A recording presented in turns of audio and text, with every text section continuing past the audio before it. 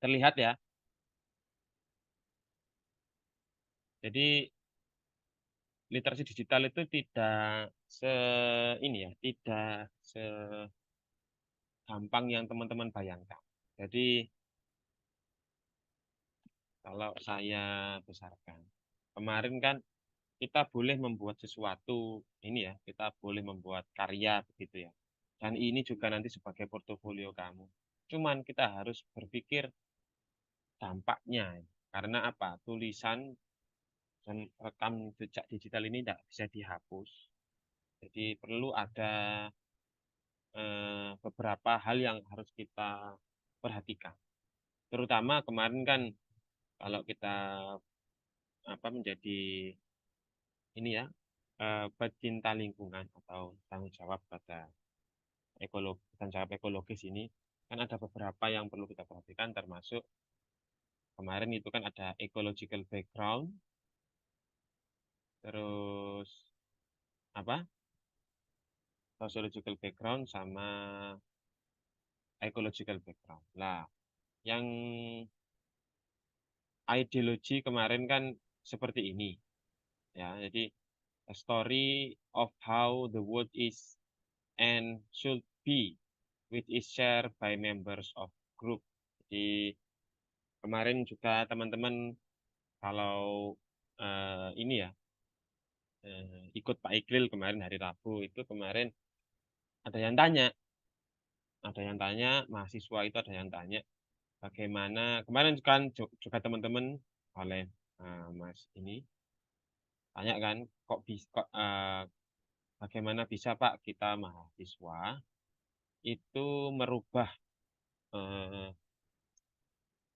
berani melawan menggali batu di daerah Jatirejo misalnya. Kita kan cuman uh, segelintir anak muda yang nggak punya kekuatan apa-apa daripada mereka yang banyak kekuatan gitu ya, banyak uang gitu ya. Nah, dijawab oleh sebuah komunitas, kita itu harus bisa membayangkan bagaimana dunia itu ke depan bagaimana. Jadi mereka memberi share, kita tidak bisa melawan, mereka juga punya kendala, tidak bisa melawan tirani begitu ya, tidak bisa melawan sebuah sistem yang sudah terbentuk. Gitu ya. Karena juga mereka punya izin, para galian C itu. Jadi apa yang harus mereka lakukan? Nah, mereka harus melakukan yang apa mereka yang bisa lakukan. Contoh, tadi pagi kan Hikam juga tanya Pak Iqlil, tanggal 21 Hari Pohon Sedunia itu acaranya tanggal berapa Pak, jam berapa.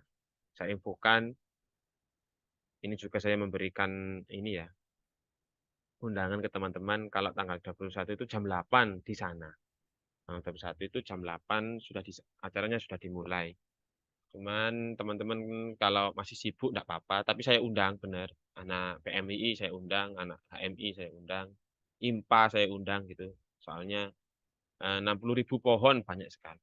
Ya, itu mereka yang bisa lakukan hanya menanam kegiatan yang positif gitu ya. Ya nggak apa-apa gitu. Jadi mereka membayangkan kalau di Mojokerto itu punya apa istilahnya punya ciri khas yang dikenal oleh dunia kalau bisa. Dulu kan kalau di Mojokerto itu ya zamannya Pak Iqlil itu jambu mente. Jambu mente itu produk khas Ngoro. Kalau daerah Mojosari itu jambu mente. Tapi sekarang kan tidak ada Mojokerto. Apa? Apa ininya? Ini yang khas Mojokerto. Onde-onde kah? Iya, tidak juga. Atau sepatu kah? Masih banyak yang populer di Sudarjo itu banyak yang produksi sepatu yang lebih bagus begitu. Jadi kita tidak bisa punya ciri khas. Nah, ciri khasnya apa kita itu wisatanya, terutama seperti mana Sumber Gempong, seperti apa di Jatirejo itu Wonosalam, ada River Tubing atau Alas Pinus di Trawas itu kan apa alam gitu ya, dengan dekat dengan alam. Yang dicari juga kalau orang Surabaya ke Mojokerto kan juga yang dicari kan yang hijau-hijau, yang dingin-dingin gitu ya. Jadi kita mengenalkan Mojokerto itu seharusnya itu bagaimana? Lah, ini namanya ideologi. Teman-teman kalau nanti membuat web, menonjolkan aspek yang positif. Jangan sampai menulis nanti itu sampai menyakiti atau menyebutkan merek atau hanya mengkritik gitu ya. Mengkritik boleh, tapi harus disertai solusi. Dan memang itu sebuah keniscayaan. Kenapa? Ketika kita mengkritik kan kita tahu dasar permasalahannya. Jadi proses kreatif akan muncul sehingga menimbulkan imajinasi solusi yang baik. Contohkan di sini cluster of linguistic feature characteristically used by the group. Kemarin kan sudah saya sebutkan ketika berita itu menyebutkan kalau sekarang media itu sekarang itu war Palestina sama Gaza itu tentunya diksi-diksi yang tidak baik akan bermunculan. Nah, begitu yang dimasukkan di sini tuh misalkan genoside gas yang beracun itu atau nuklir bom gitu kan. Hal-hal yang seperti itu nanti yang akan muncul. Lah, harapan saya nanti teman-teman buat websitenya itu dicantumkan ideologi orang Jawa itu tentang lingkungan itu seperti apa sih gitu. Nah, ini yang kemarin ya. Sekarang yang nomor ini kan ini yang ideologi ya. Ini yang ideologi. Sekarang kita fokus ke yang nomor dua. Tadi kan ideologi yang sekarang metafor, yang sekarang framing. Sekarang fokus ke framing. Bentar, lah ini framing. Ini part kedua kita. Masih ada banyak yang perlu kita pelajari. Jadi kita nggak boleh ngawur gitu ya. Framing itu apa? A story that use a packet of knowledge about an area of life, a frame to structure another area of life.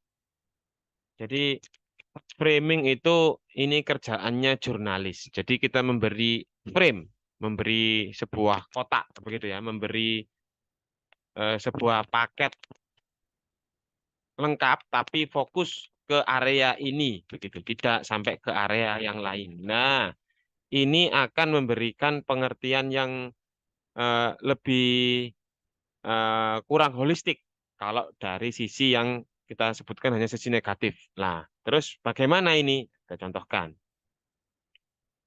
Nah, ini contohnya ya. Ini contoh web news, The Guardian website of the year.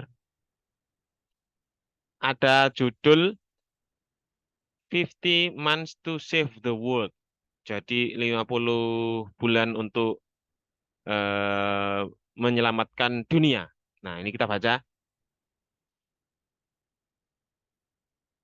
Ini kan istilahnya itu kan The Guardian kan memberikan contoh eh, judulnya itu ini ya, 50 bulan menyelamatkan bumi ya.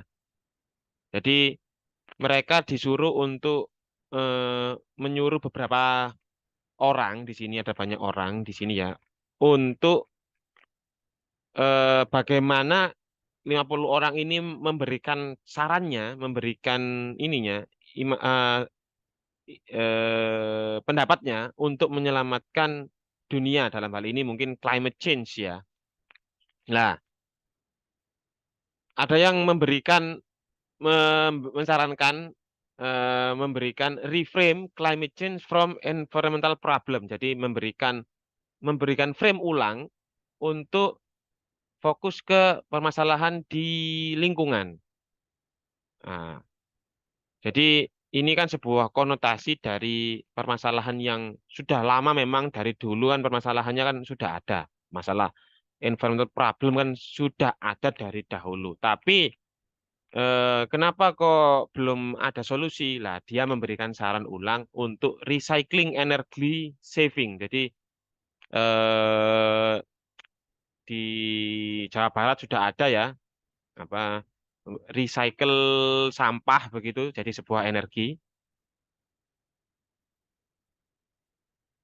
Jadi kalau dulu kan tidak ada, sekarang dia memberikan solusi lagi untuk memberikan solusi. Nah, di sini ada ini ya kata-kata di sini ada kutipan. Instead of treating the climate crisis as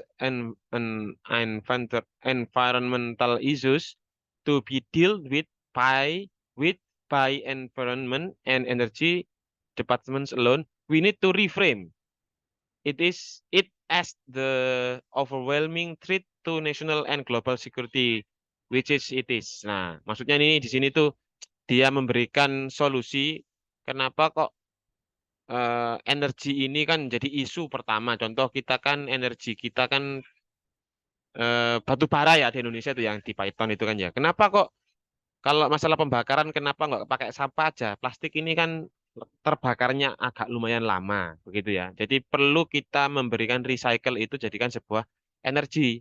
Samping energi kita itu ramah lingkungan juga beri solusi alternatif agar sampah tidak di mana-mana. Ini contoh gitu ya. Nah, teman-teman kalau membuat web harusnya juga memberi ide seperti ini, memberikan eh, suggesting reframe, framing yang dulu kan awalnya itu frame-nya itu mengotak-kotak ya, mengotak-kotak. Sekarang kamu coba begitu membuat memframe ulang, mereframe ulang yang mana masalah yang dulu itu nggak terselesaikan, jangan-jangan sekarang terselesaikan karena zaman kan terus berubah ya. Nah ini kan trik ini kalau kita lihat kan story influence how we think ya. Kita kan kalau kita berpikir akhirnya kita kan kalau kita membaca sesuatu kan akhirnya kita kan berpikir gitu ya. Ada yang apa bahasa yang kita gunakan trigger words which active frame. Nah di sini kan ada semacam kata-kata tadi kutipan, kalau saya besarkan seperti ini. Nah, ini menghasilkan daya pikir seperti apa? Lah, ini climate change is a global security threat. Di sini kan ada climate change is a global security threat. Ya, karena kalau kita akhirnya kan berpikir, oh, apakah benar climate change ini, perubahan lingkungan ini akan menjadikan kita itu terancam gitu ya. Security kita terancam ya, memang benar. Contoh, kalau teman-teman besok tanggal 21 itu sempat ke Lembak Jabung, saya yakin ya, bukan hanya mengada-ngada, saya yakin nanti pasti di aliran sungai bawahnya Lembak Jabung, Sulaw Malang itu pasti akan banjir. Nanti apalagi Mojokerto yang kemarin seperti di bawahnya itu Gondang, Karikatir itu kemarin kan sudah mengalami banjir lumpur tahun yang hujan pertama. Saya yakin ini nanti kalau hujan terus-menerus eh, karena apa namanya itu tata letak sungai itu sudah berubah karena digali terus, akhirnya akan menjadi ancaman. Mungkin nggak dirasakan oleh eh, satu dua orang, bahkan nanti Mojokerto akan ngerasa banjirnya itu akan terasa, gitu. Ya, itu akhirnya kita akan berpikir. Terus apa yang akan terjadi?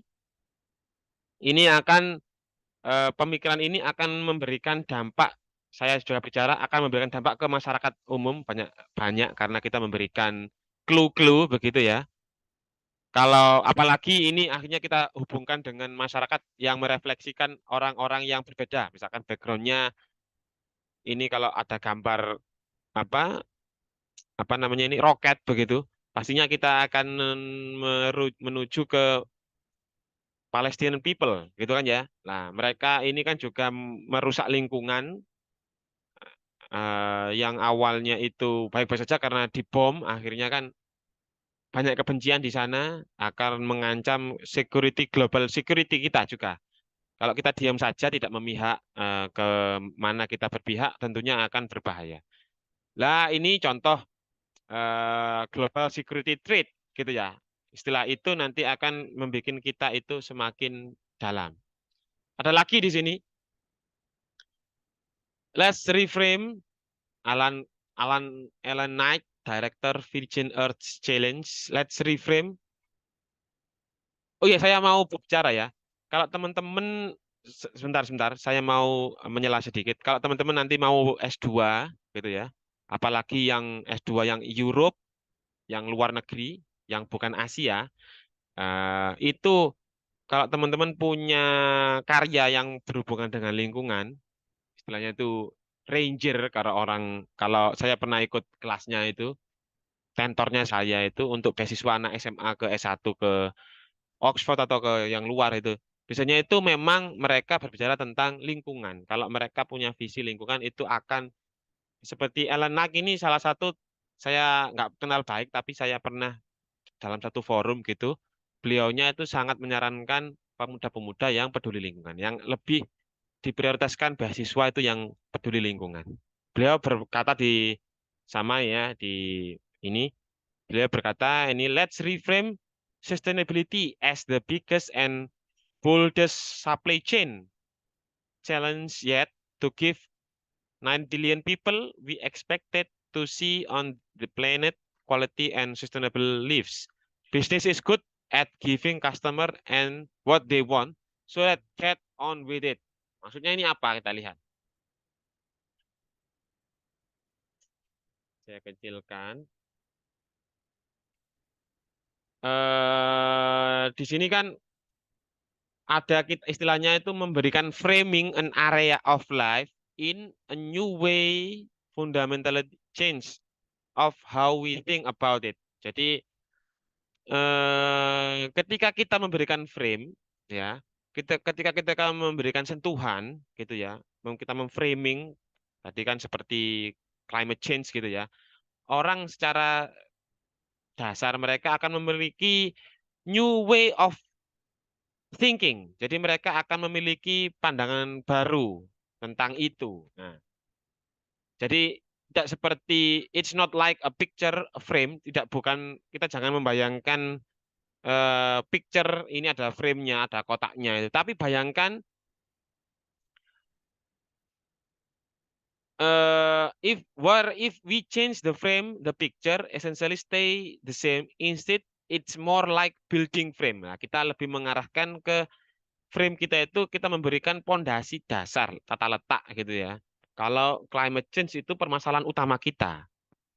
Climate change berarti kan kerusakan lingkungan. Berarti permasalahan core utamanya dalam masalah lingkungan itu menganggap bahwa lingkungan itu tidak penting, gitu ya. Kita menganggap alam itu di bawah kita manusia. Lah, begitu kan? Nah, kalau kita sudah bisa memberikan core itu, jadi kalau sudah bisa membayangkan permasalahan dasar itu, kita bisa memberikan frame yang baik.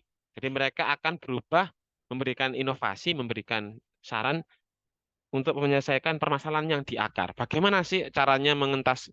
Kalau orang Mojokerto ini kan kok suka buang sampah di sungai sih, berarti kan intinya dasarnya kan mereka menganggap bahwa sungai itu bukan makhluk hidup, dia hanya benda yang mati yang bisa kita manfaatkan saja gitu. Nah, kalau begitu kan kita lebih fokus tidak boleh kita kan lebih enak kan memberikan suggestion kan di web kita nanti kan sarannya kan agar orang-orang itu melek literasi tentang lingkungan khususnya air begitu atau sungai begitu. Dan itu misalkan kita fokus ke frame itu. Nah, lah di sini saya jelaskan lagi. So, ya di sini jelaskan, so different frame structure and area of life is entire different ways. Jadi maksudnya kalau kita melihatnya itu dari sisi yang berbeda, tentunya kita akan memiliki pandangan yang berbeda pula. Misalkan tadi itu kan versinya Pak Iqlil yang ngomong kalau masalah utama itu ternyata kita memandang rendah makhluk yang lain. Ya, sekarang kita ngomong ke orang-orang yang ekonomis, orang-orang yang tadi itu, tadi misalkan punyanya Alan Knight. Tadi kan kalau tadi awal punyanya si Caroline itu kan dia itu kan ngomongkan environmental issues as a global security threat gitu ya. Kalau kita ngomongin sama perspektifnya orang ekonomi akan berbeda. Ya jadi beliau ngomongnya let's reframe ya. Dia memiliki pandangan yang berbeda. Tadi kan ada 50 orang ya. Caroline ngomong seperti itu. Ah, yang punyanya Alan dia ngomongkan seperti ini. Dia itu seorang kacamatanya karena memang business leader, dia itu bukan seorang non-government and military who are mobilized to deal with climate change. Dia bukan seperti itu. Dia hanya seorang apa istilahnya itu director ya, leader. Jadi dia akan memberikan sarannya seperti ini. Give 9 billion people we expected to see on the planet quality sustainable life. Jadi solusinya itu kehidupan yang sustainable, terus-menerus, keberlangsungan. Ya, karena apa? Misalkan kita merusak lingkungan, tentunya bisnis akan tidak jalan. Contoh, ketika ada perang, tentunya Starbucks sama McDonald's sama yang lain kan akan berhenti. Lah, orang-orang bisnismen seperti itu akan memiliki kacamata tersendiri yang menguntungkan, keberlanjutannya yang menguntungkan gitu ya. Kalau ada perang, tentunya dia akan saham mereka akan turun. Nah, ini akan tidak menyenangkan bagi seorang bisnismen. Nah, ini kacamata yang berbeda. Terus kita pindah move lagi ke kacamata orang militer, tentunya berbeda lagi. Nah, semua itu namanya itu frame. Itu frame itu yang melandasi kita berpikir. Lah, di manakah frame kamu sekarang? Lah, itu kan penting karena kamu sudah semester 7, harus punya pendirian, begitu, harus punya ideologi. Tadi kemarin sudah kita pahami. Sekarang kita juga harus punya frame tersendiri khas, ciri khas. Kita tuh berdiri di mana? Contoh lagi ini dari Rebecca Solnit, call climate change what it is, a violence. Ya, jadi dia mendefinisikan climate change itu sama dengan perusakan, violence. Ya, climate change is global scale violence against places and species as well as against human beings. Once we call it by name, we can start having a real conversation about our priorities and values. Because the revolt against brutality begins with revolt against the language that hides the brutality. Ya, jadi untuk dia memberikan ilustrasikan climate change itu seperti ini violence. Violence itu artinya apa sih? Violence itu ya perusakan itu ya. Nah, ini kalau kita lihat violence ini kan sumber frame utamanya violence ini kan ada 3 kata. Sebuah perpetrator, pelakunya, perusakan itu ya. Violent act. Violent act ini namanya? Tingkah lakunya yang dia lakukan, dia itu act-nya itu violent gitu ya, merusak, dan korbannya. Siapa yang merusak? Pelakunya kita manusia gitu ya. Terus violent acts-nya itu apa? Yang kita lakukan sebagai manusia, over consumption atau emission gitu ya, atau membuang sampah tadi. Terus victimnya siapa? People in poorer countries. Kalau saya boleh memberikan saran, ya kita sendiri juga victim karena kita juga nanti terdampak. Jadi kita sama seperti kalau kita itu membuang sampah sembarang, kita terus nanti itu ada bencana alam gitu ya, atau banjir atau flood gitu ya. Kita yang bertanggung jawab karena kita yang membunuh mereka, begitu. Maksudnya begitu. Atau minimal ini we are hurting people in poorer countries through our overconsumption and CO2 emissions. Nah, jadi eh, itu seperti itu ya yang kita bahas hari ini. Macam-macam banyak sekali yang perlu kita pahami gitu ya. Nah, jadi bahaya sekali kalau kita itu eh, memberikan saran yang kurang baik bagi web kita nanti. Saya harap frame kita punya ciri khas, perspektif. Kamu itu seorang mahasiswa, agent of change. Kamu harus berbicara kuat gitu ya. Seorang aktivis, tidak hanya jurnalis gitu ya. Kamu itu seorang aktivis, agent of change untuk memerangi dampak lingkungan. Dampak yang kurang baik terhadap kerusakan lingkungan maksud saya. Itu dari saya. Mungkin cukup ada yang ditanyakan sebelum 10 menit lagi habis. Karena jam 3 nanti ada waktunya Bu Rini. Silakan. Ada yang mau berpendapat atau bertanya? Untuk minggu depan kita membahas metafor, gitu ya. Ini untuk minggu depan. Kita skip dulu. Menarik ini di sini ada babi gitu ya. Yang minggu depan kita biar lebih tajam lagi narasi yang yang kalian ciptakan sama terkait video dokumenter sama webnya. Saya harap nanti juga yang ikut sedia itu ya, sedia kamera untuk merekam ya kegiatan kita di Lebak Jabung untuk menanam 60.000 pohon itu. Jadi apa solusi juga gitu kan. Silakan ada yang bertanya. Saya beri waktu 5 menit.